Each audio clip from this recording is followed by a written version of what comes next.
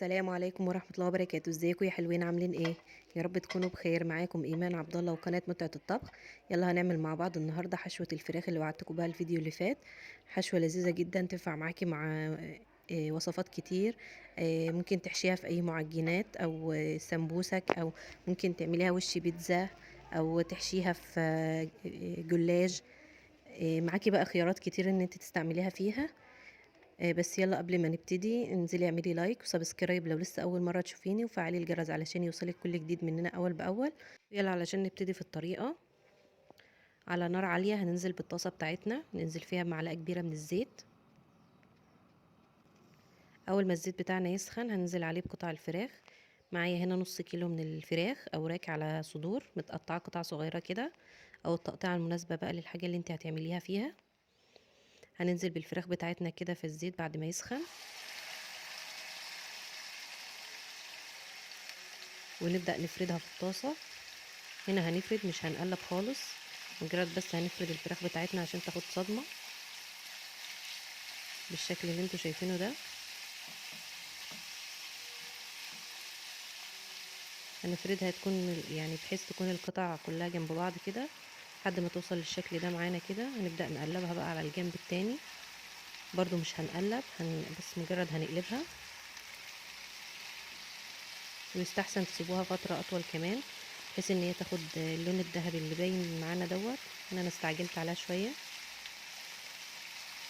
الحركة دي بتفرق جدا في الطعم، ان هي تاخد تحميرة بسيطة كده.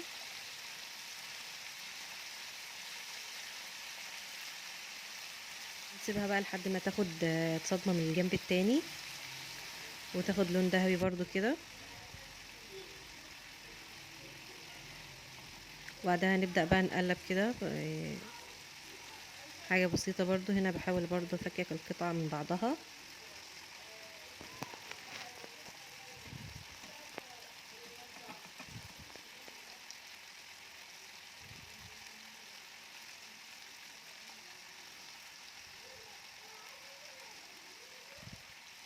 خلاص بعد ما خدت صدمة من الجنب التاني هنبدأ بقى نقلب علشان نتأكد ان هي يعني استوت من كل الجوانب. وبرضو نحاول كده لو في حاجة لسه شابكة في بعض هنفككها بالمعلقة.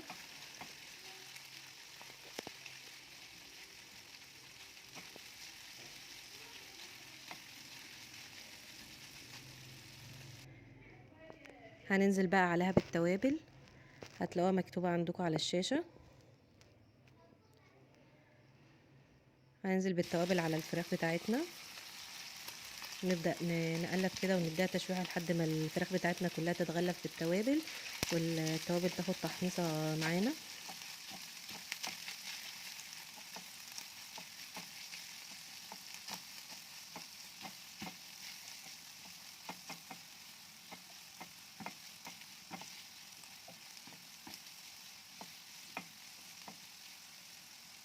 بعد ما خلاص التوابل بتاعتنا خدت تشويحة بسيطة كده هننزل عليها بالبصلة تكون متقطعة ناعم، يعني بصلة متوسطة. هننزل عليها بقى على الفراخ كده. بعد كده هنبدأ نقلب لحد ما البصلة بتاعتنا تدبل خالص.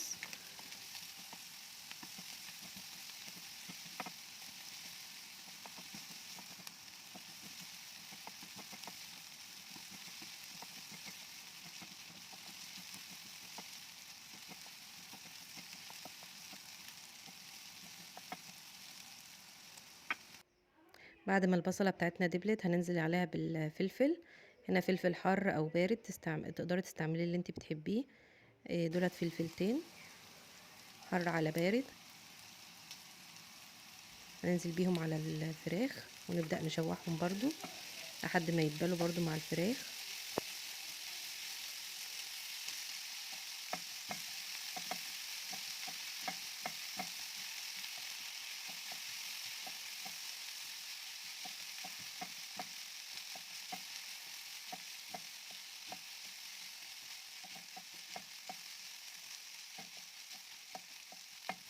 هننزل بعدها بفلفل الوان اصفر واحمر، هنقطعه برضو تقطيعة صغيرة كده.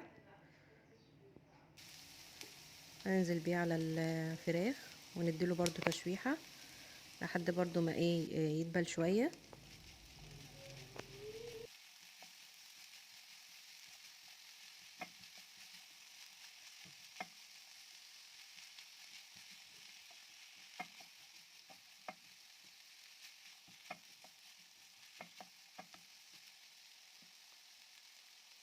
معايا هنا جزراية صغيرة مبشورة، تقدري تستغني عنه، الجزر هنا اختياري.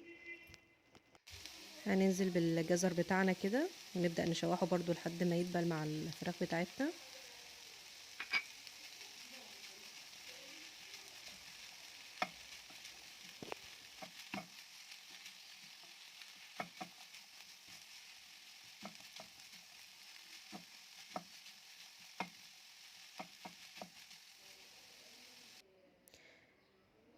هنضيف بقى بعدها الزيتون، يعني كمية الزيتون هنا تقدري تضيفها زي ما تحبي.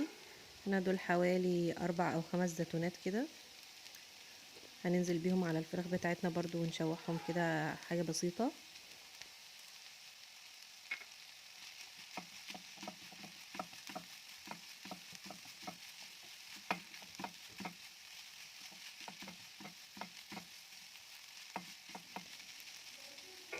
آخر حاجة هنضيفها بقى الطماطم، هنضيف هنا طماطمية صغيرة خالص. هنا انا كنت الحشوة بتاعتي هعملها في سمبوسك، فما حبيتش ان هي تبقى فيها مية او حاجة، فضفت هي طماطمية صغيرة. تقدري بقى تزودي انت الطماطم على حسب الحاجة اللي انت عاملاها ليها. هنقلبها برضو كده لحد ما ايه ما تدبل معانا شوية مع الفراخ وتدي تست مع الفراخ حلو.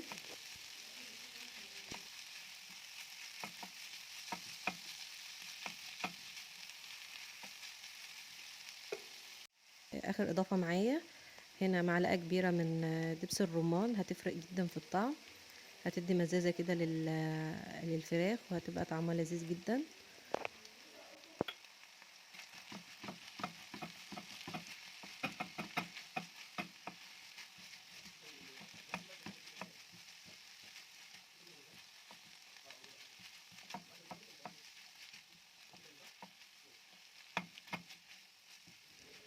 خلاص كده الحشوة بتاعتنا جاهزة، هنسيبها بقى تبرد او على حسب الحاجة اللي انت هتعمليها فيها. قلنا بقى تستعملوها في سمبوسك، ممكن تستعمليها وش بيتزا او في اي معجنات، في جلاش، ممكن تعملي بيها النجريسكو، هتبقى لذيذة جدا معاكي وهتنفعك في وصفات كتير. اعتمدي الطريقة دي بقى وهتحبيها خالص. بس كده بكده يكون فيديو النهاردة خلص. لو الفيديو عجبك انزلي اعملي لايك، لو عندك اي استفسار او تعليق اكتبيلي في الكومنتات وهرد عليكي. اشوفكم الفيديو الجاي على خير، بحبكم.